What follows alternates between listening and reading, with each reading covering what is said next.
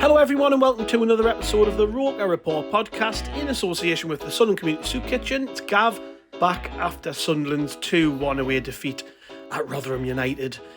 Joining me to dissect the game, to talk about our game with Coventry at the weekend, to talk about some good news which came out the club, is Chris. I'd almost forgotten the score until you said it again. When you read it out loud, I was like, we're going to talk about that. It's a particularly sore one for us, isn't it, me and you? Because you live in the area and I'm living with a Rotherham fan. So, yeah, it wasn't a nice one to take. But, she had to get that one in when she woke up this morning and seen the score.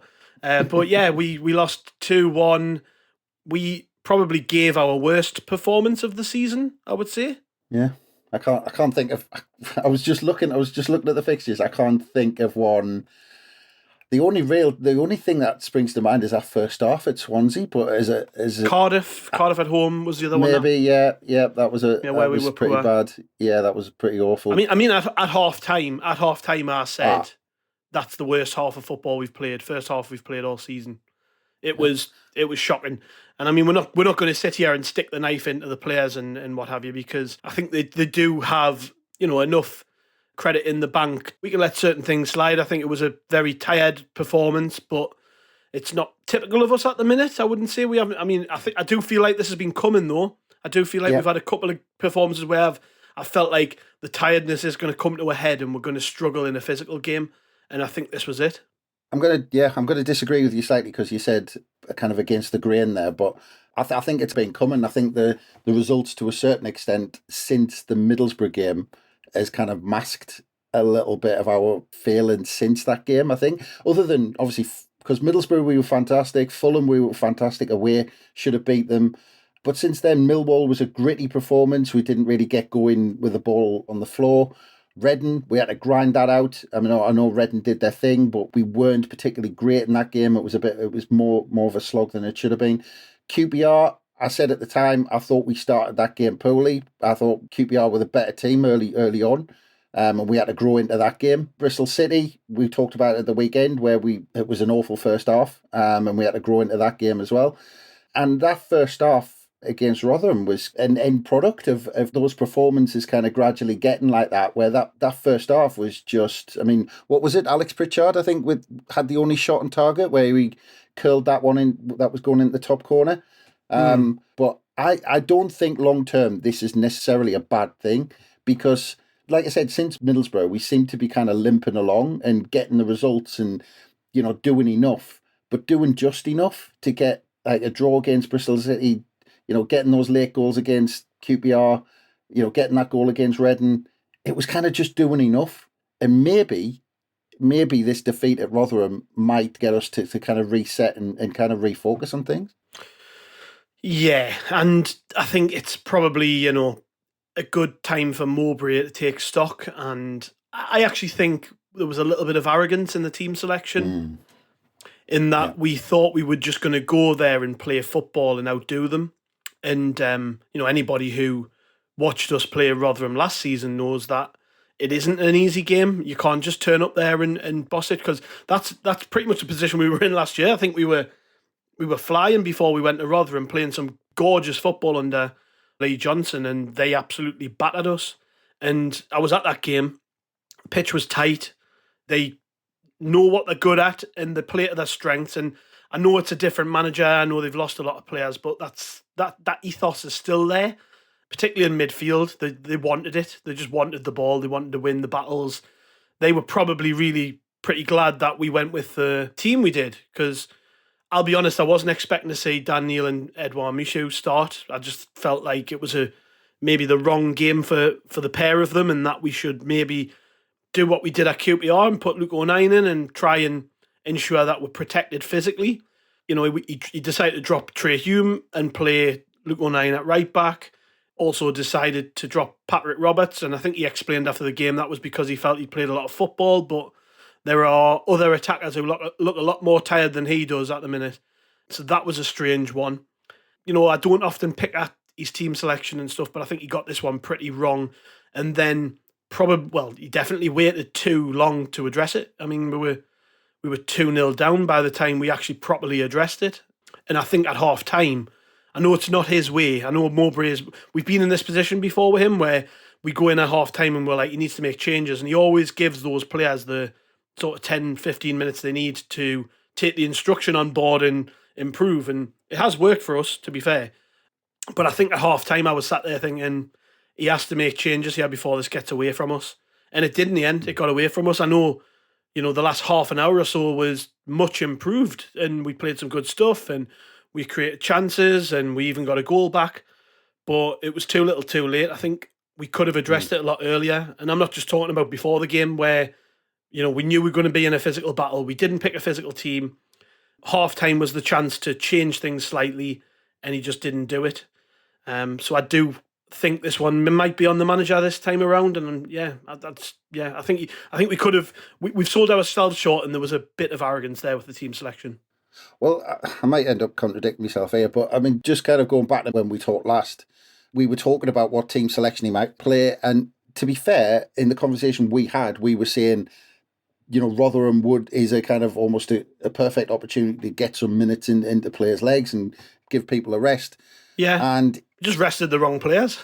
Well, it did to a certain extent, but I'm not completely sure how much it was about personnel and how much it was about shape, because I can't remember which game it was. It might be the QPR one early on. I can't remember. It might have been a different game, but where he tried this, he's got this system where he had Gelhardt and Clark up front, and then QPR, yeah, and then he pulled Pritchard over to the left hand side, and he had Ahmad on the right. And then he had Michut and Neil as almost like a 4-4-2. And the problem is, out of possession, when Rotherham were out of possession, Rathbone dropped in. So he was alongside Fosu and Coventry in the middle. And then they had a 3 in midfield. So they just outmuscled and outnumbered Michut and Dan Neil. And look, don't get us wrong, I thought Michut and Dan Neil were just poor anyway. I mean, even the 10-yard pass was evading them, Rotherham. I mean, they didn't get the simple things right. But I don't think they were backed by just saying, right, well, you two would just kind of fend for yourselves against their 3 when Rathbone dropped in. But I do think, and like I said, I think it was more the system. But with that personnel, you look at that team, and I don't necessarily disagree with anything you're saying about those two in the middle. But that team should be beating Rotherham, full stop. I don't know if it's as easy as that, though. I don't know. But they didn't get the ball down on the deck. They didn't play the foot. No. They didn't get the 10-yard passes right. They didn't do the simple things right. No, yeah, that's bang on. No, we didn't. Even the stuff we should have got right, we didn't. And yeah, I think there's a lot being made about how tired we look at the minute, but not competing physically.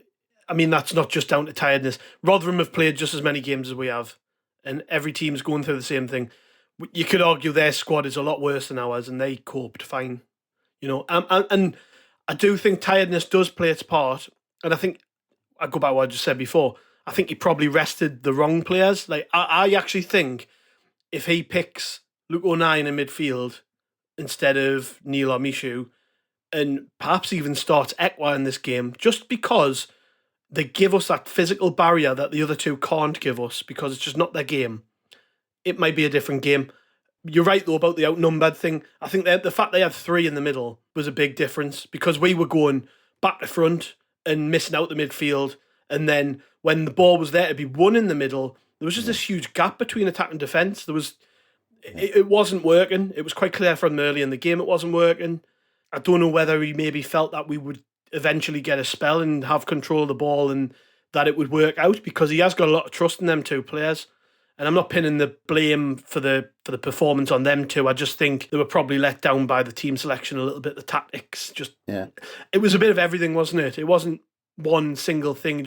Nothing really went right. It didn't mesh correctly, and it was a battle that we lost. It wasn't we weren't out footballed or outplayed by Rotherham. I actually don't think we battled well enough, and I think by the time we did, and by the time we did have our spell, and by the time Rotherham, that ingrained pessimism they've probably got about their performances at the minute because they're doing so poorly, once they were like, oh God, Sunderland are getting on top of us a little bit, I just think it was a bit too late by that point.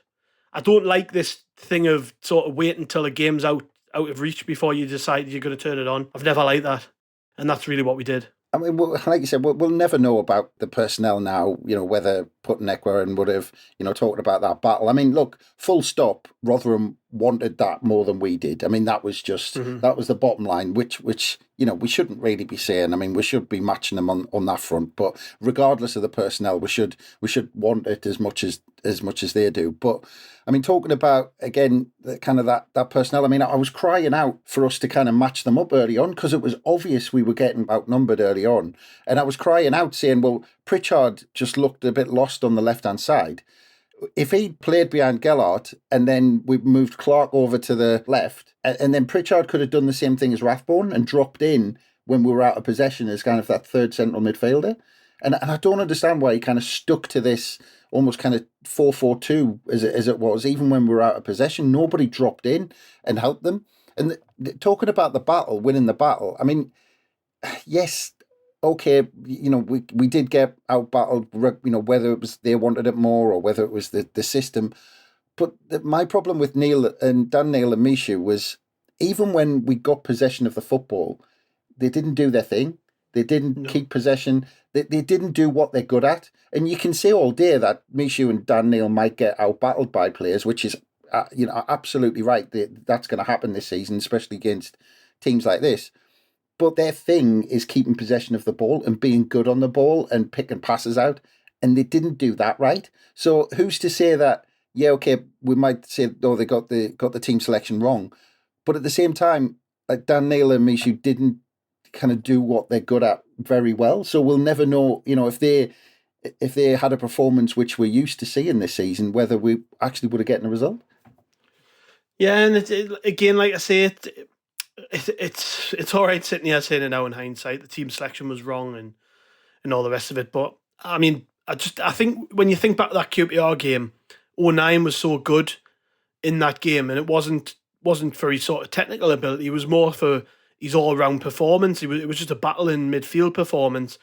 And I felt this was going to be more like that type of game than the game at the weekend, which obviously we drew, but it was a very different game. And even then, 09, I think he played right back, didn't he? He put a great ball in at one point, which I think Gelhardt was offside. Done it again, which we scored from, and then was moved to left centre half. He never actually played centre mid, even though we could have probably done with him after that hour mark in there just to give us something. But maybe I'm not seeing the bigger picture here. Maybe Mowbray just doesn't particularly rate him there. I don't know. It just seems a bit strange after the QPR game that he hasn't actually played there. Yeah, and I don't disagree that we needed more bite in there. I think my frustration comes from the fact that we didn't see performances from the players that were on the pitch and the positions that they were given, which was just frustrating all night. Yeah, well, we had a number of chances, didn't we? If you think, you mentioned the Pritchard one, which was he crafted that himself, really, didn't he? Got to be fair to him. But it was a great save from the goalkeeper. Ballard missed an absolutely glorious header, which to me, I'm expecting him to bury. He's got a great leap on him. He's got all of the room to do what he wants to do. Heads that wide. And then their goal, the first one, which we might as well talk about, from Ollie Rathbone, poor, isn't it? Just all around from us.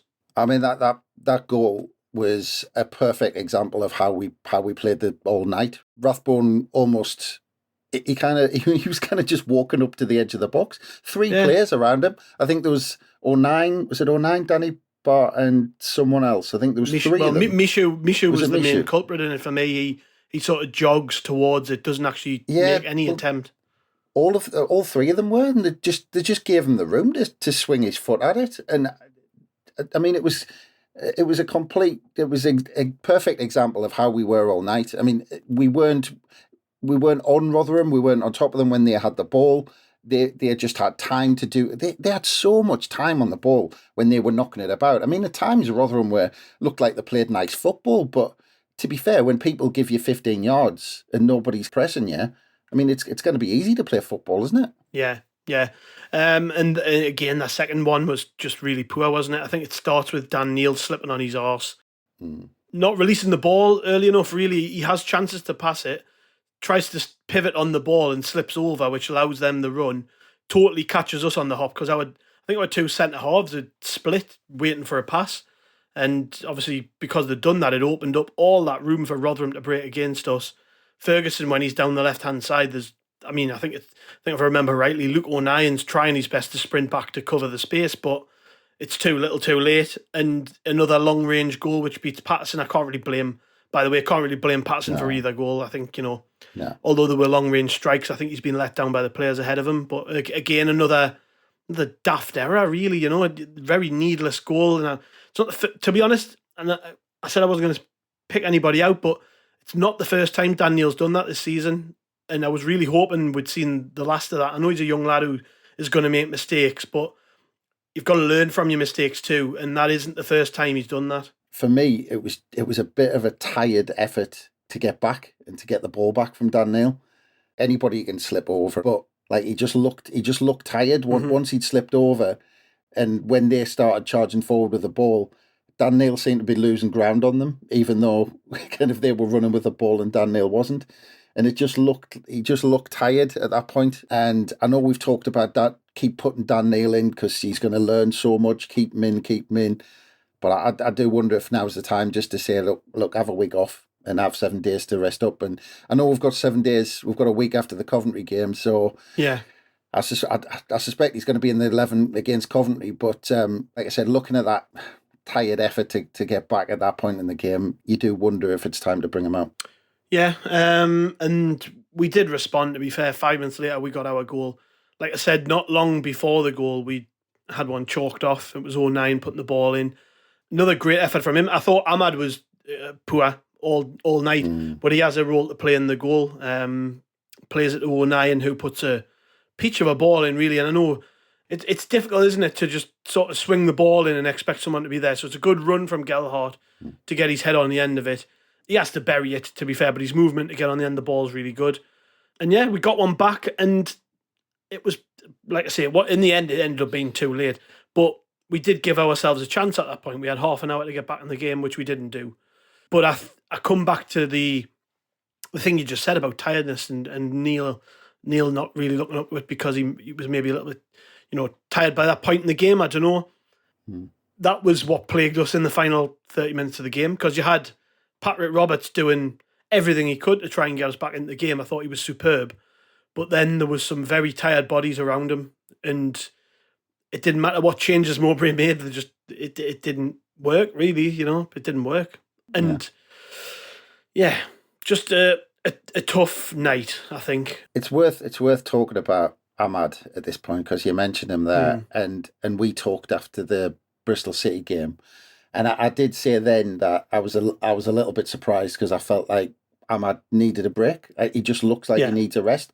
It's actually been a while since we've I know he hits such heights. He's such a fantastic player that it's going to be effort for anyone to kind of keep that consistency there, especially when he's come here to get first team games and almost learn his trade a little bit. So to hit the heights he did and to stay there, I mean, like I said, it's difficult for anyone, especially for how old is he? I think he's only 20. So I mean, God, he's still young, but he's dropped off, and I don't think there's any denying it. And I think Tony Mowbray's got a bit of a dilemma now, because what do you do? What do you do with such a fantastic? What do you do with such a fantastic player who you want in there, you want on the ball, but at the minute he's not producing? So do you just keep saying, right, you're going to find it, it's going to click again at some point, or do you say, no, come on, let's have a week off, let's come out completely, have a break, and then you'll be refreshed for the last time? I mean, it's a massive decision for Tony Mowbray, because at times he was, I don't know, he was just wandering a bit. Ahmad, he kind of looked lost when he got the ball. He didn't quite know whether to take them on down the line. I mean, he seemed lost with Patrick Roberts, or without Patrick Roberts, I should say. So yeah, it's a bit of a conundrum for Mowbray, because you want Ahmad on the pitch and you want him doing his thing, but when he's not on it, he's been really off the last few games. So it'll be interesting to see what Mowbray does. Yeah, Bomber mentioned it in his post-match talking points piece on the website. He asked which is the lesser of two evils: is it resting him and making the team weaker, or persevering with a Ahmad who's playing at a fraction of his ability? I think I know what Mowbray will do. He'll persist with him, because he's done that with other players when they've had tough games, and but that's they've the rolled policy. through it. That's the policy of the club now. It's like these lads are young, but we're not punishing them for bad form. We're not. But it's how do you manage them? Because they have to be managed. I mean, you look at Alex Ferguson back in the day with the young players. He didn't just kind of flog them and play them every game. He put them back. He put them in, took them out for a few games, all that sort of stuff. So, but when you've got a squad full of them, how do you kind of rotate them? The other thing is as well, I've mentioned this to somebody today, and I've been thinking about it today, is does he really trust the other players in reserve yet? Because if you do, then it's a lot easier to take them out, isn't it? Yeah. And you're looking at Isaac Lihadji, who's not really been here very long, who, Mowbray made a point of saying he doesn't speak good English yet, so sort of his communication on the pitch is going to be difficult.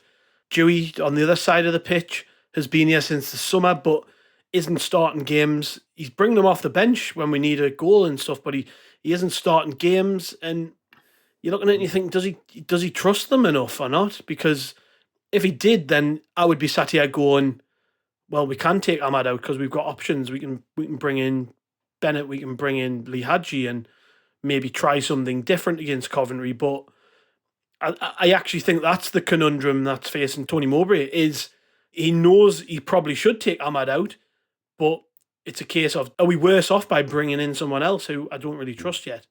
Yeah. And that's the conundrum he's facing. And he hinted at it. I think it was a good couple of weeks ago. He was talking about it, and he was asked a question about rotation. He wanted these players to learn what their jobs are defensively, and he said these players, they need to learn the kind of the structure and where they need to be, what positionally they need to be, kind of whether the wide players are helping their fullback out or whether people drop in or where do they, So I think you're exactly right that there's an element of trust, but it's more that maybe, like you said, the communication problems. If they're trying to teach them, this is how we play, this is how we set up, this is where you should be. Because I think he said, I can't put these players in until they're up to speed with all of that. Yeah. Might as well end this bit on Rotherham with a couple of positives. And like I said before, Gelhardt got a goal, which gets him off and running. I mean, he missed a few as well, but he got the important thing was that he got one of them.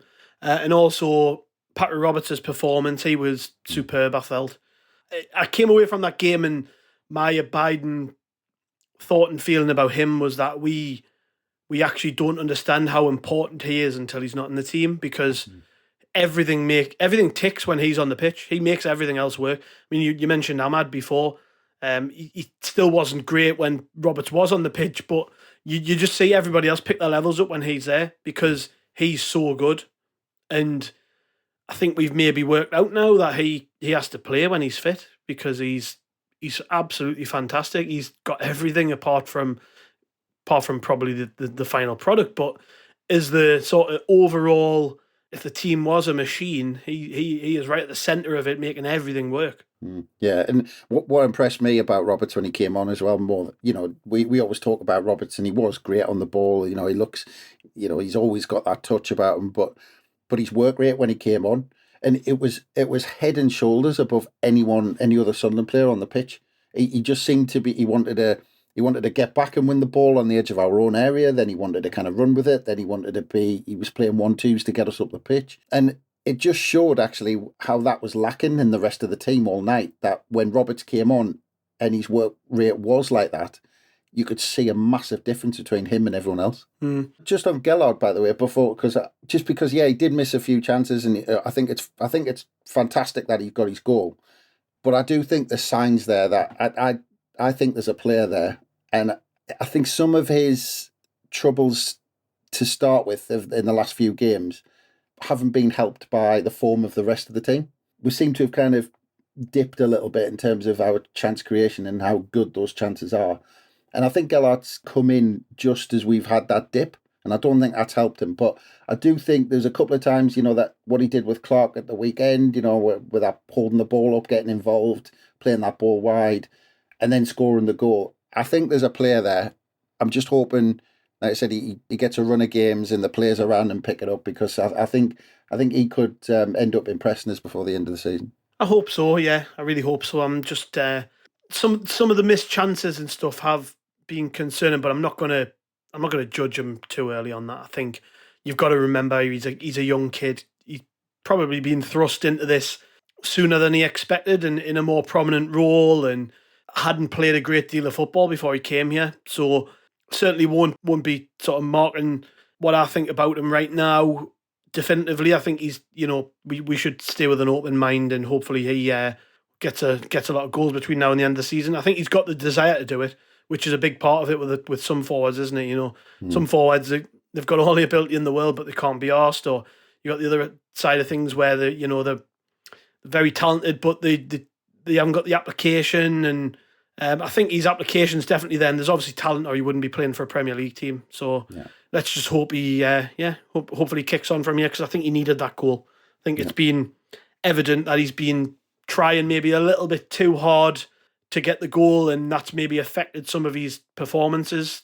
And that's natural, really. When a striker's confident, the ball could hit them anywhere and it'll go in the back of the net.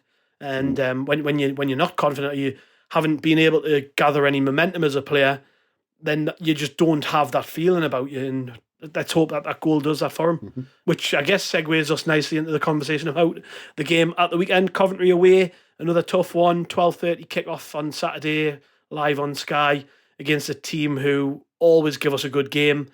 To be honest, I don't remember the last time we beat Coventry away. I can tell you. Go on then. 1985, last time we beat them away. We haven't won at Coventry in the last 10 games. Goes back to 1985. John Moore scored the winner at Highfield Road. So it's been a while. There you go. Well, every time I've ever been to Coventry, I've seen us get beat. I remember going there when I think it was still at Highfield Road when Peter Reid was their manager. And I think it was the opening game of the season. They beat us 3-2. I remember being there. Haven't had happy memories of Coventry down the years. But let's hope we change things this weekend. We've got great opportunity to get back to winning ways. They've had a couple of wins, I think, in the last couple of games. So it's not going to be easy. We saw at the start, I think we played them on the opening day, didn't we? And they snatched that point right at the death. They've got, in my eyes, with Ross Stewart on the sidelines now, they've got the best striker in the league, and Victor Gutierrez. I think that's how you pronounce it. But he's other than Ross Stewart, in my eyes, the best striker in the league. He's just got everything. He's powerful, he's big, he scores goals, he carries himself like a top player. I'm just reading here now, he's been directly involved in 18 league goals this season with 14 goals and 4 assists. So that's obviously the danger man, isn't it?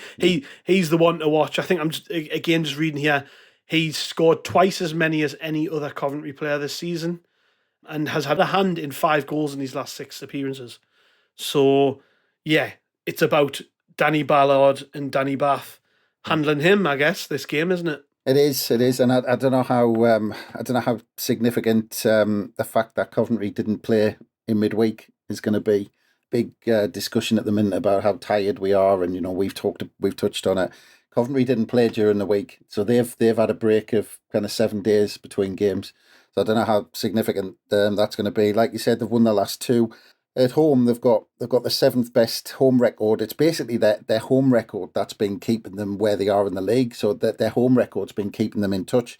7th best in the league. There's only 4 sides conceded less at home than Coventry this season. So they've got a really good defensive record. They've only been beaten once at home in the last 11 games. So it's their home form basically that they rely on to keep them in touch with the playoffs, because I think they've got something like the 6th worst away record in the division.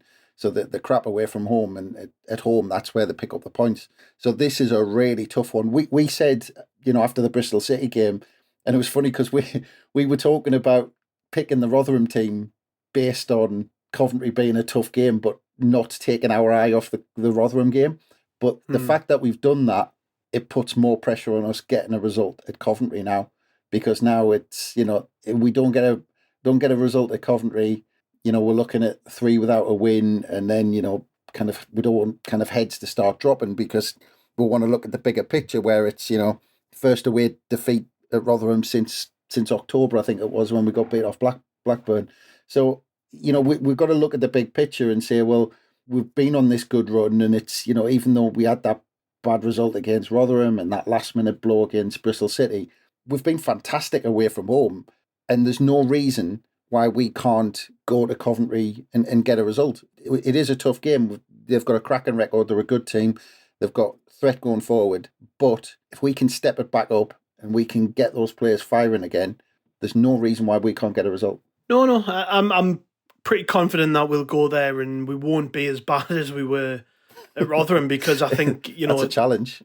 Well, yeah, I think you've just got to expect that might have been a bit of a rocket up their arses, and that we maybe won't be as lackadaisical with the team selection and the tactics and stuff, because obviously Coventry are a better team than Rotherham, and we didn't turn up at Rotherham, so that's the important thing for me. We have to turn up, we have to compete. I think people would be happy with a point if it's a well fought, we play good football, we work hard for the point, then I think people would be happy with that.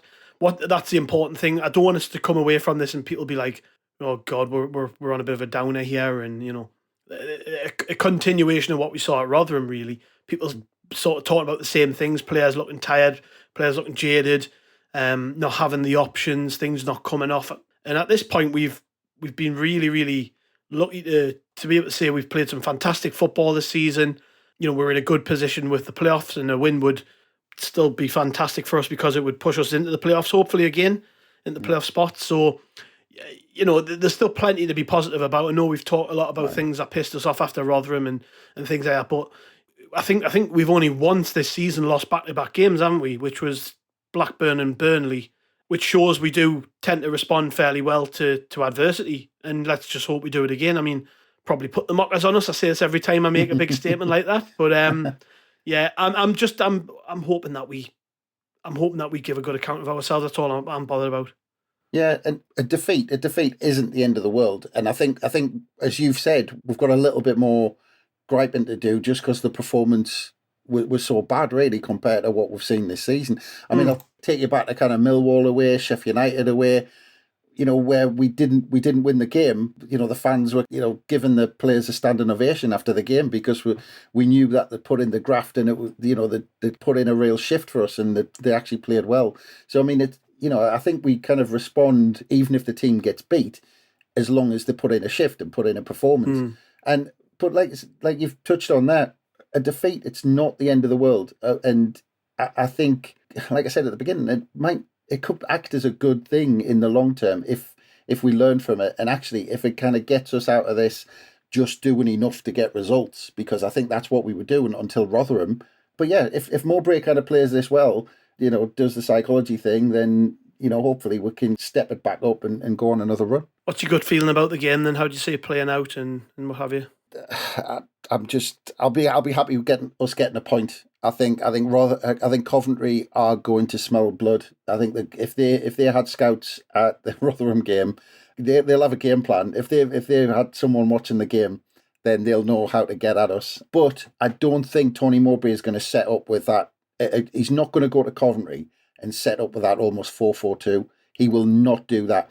I'm hoping he's learned from the opening period against QPR and this game against Rotherham that he will not do that against a side like Coventry, because QPR was struggling, Rotherham was struggling, and I think he kind of played that card. I don't think he'll do that at Coventry. I think you'll see someone playing just behind Gelhardt who drops into midfield and helps them out and makes us that little bit tighter. Yeah, well, as has become a mini theme of podcasts recently, we might as well finish off with some questions from Twitter, because if I don't do it now, I'll forget. So Michael Bowers has asked us thoughts on the state of the officials. How do we tackle the frustrating lack of consistency?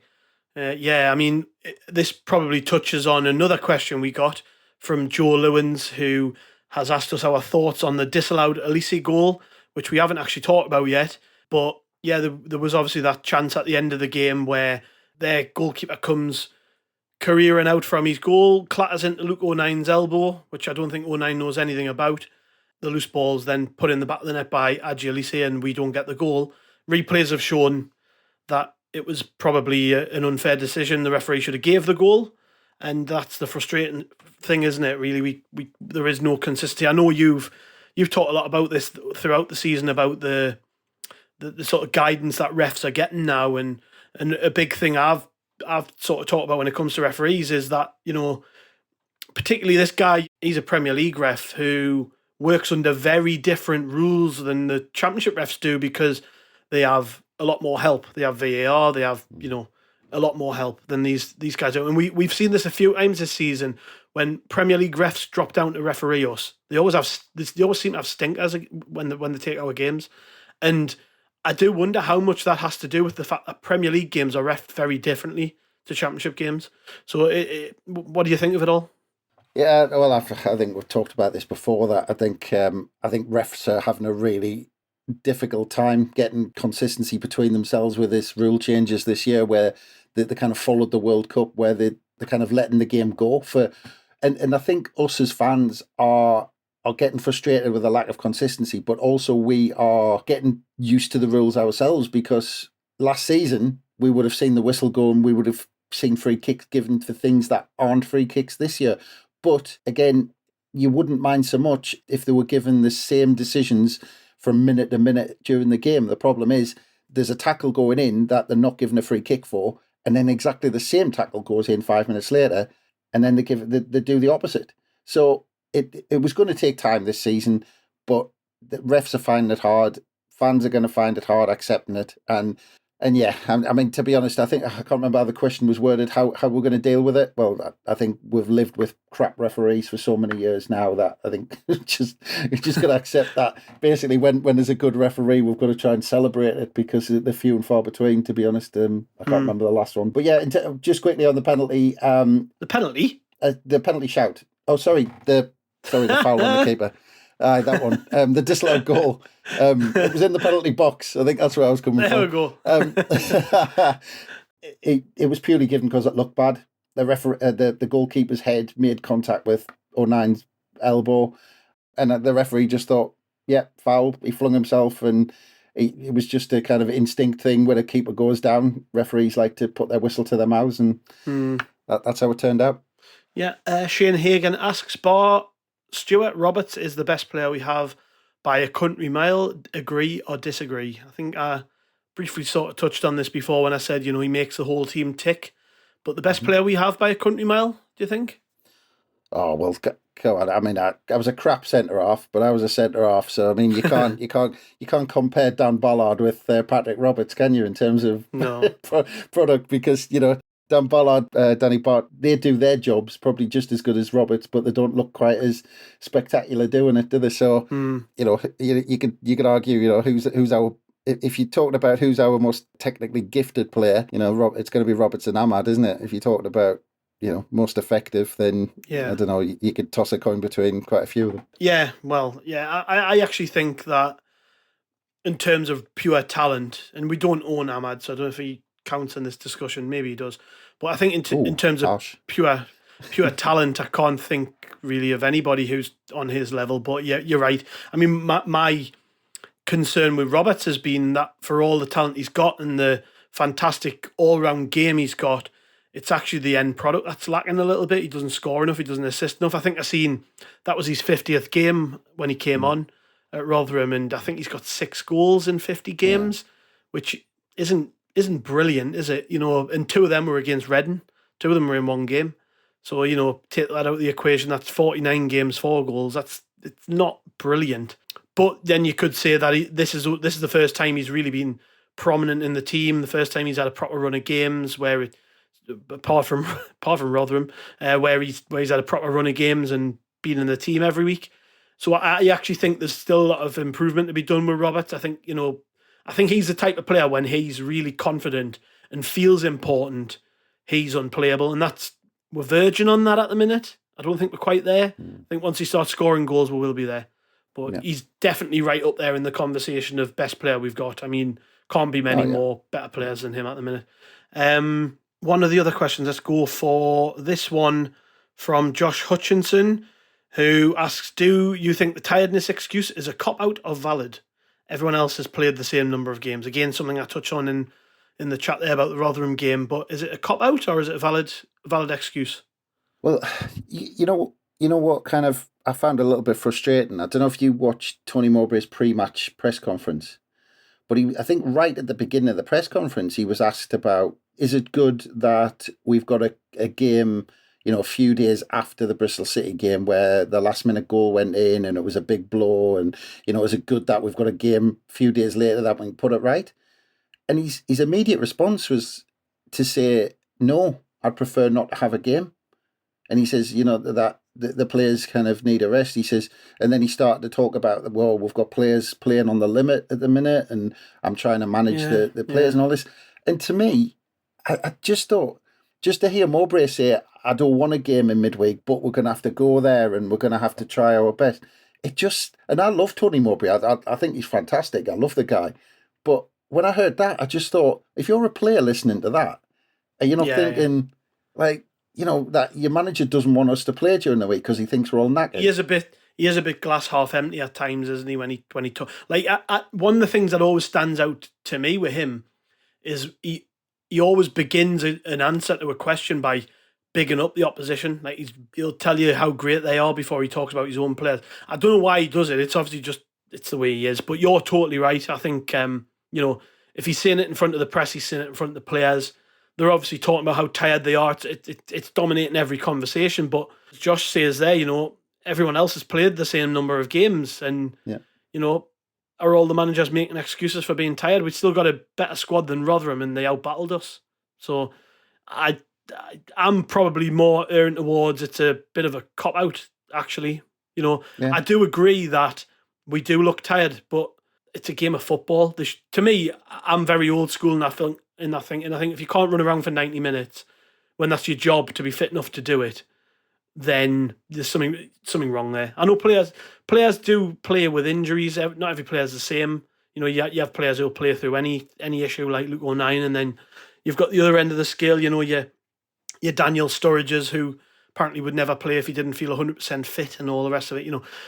Every player's different. You've got to go on a player by player basis, and I just think it is a bit of a cop out to sit here and say, oh well, that was they're tired. Yeah.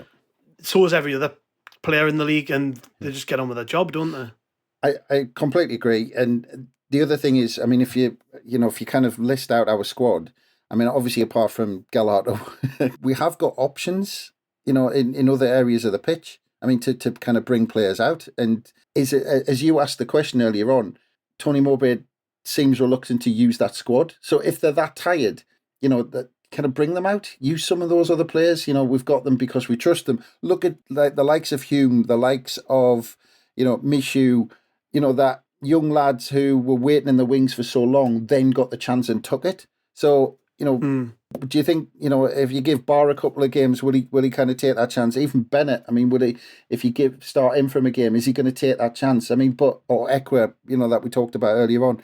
So if they're that knackered, use the squad. Yeah. But, if they're that knackered now, we've still got how many games? 15 games left, something like that. So I'm hoping they're not.